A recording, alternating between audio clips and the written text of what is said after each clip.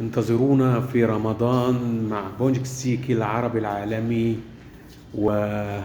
ويوميات رشيدة وفهيمة متغيرات الحياة وحياة المصريين عبر السنين.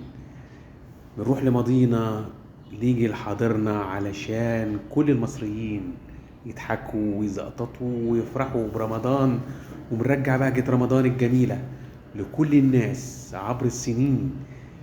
دي مسؤولية في ايدينا، تراجيديا، دراما، كوميديا لكل المصريين، نسعد كلنا ونكون مبسوطين، لان وظيفتنا ان احنا نبهج المصريين في زمن الازمات والشدائد علشان ينشفوا ويبقوا حلوين.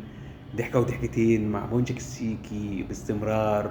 بونجك السيكي العربي العالمي ويوميات رشيدة وفهيمة في رمضان 2023. شكرا لكم.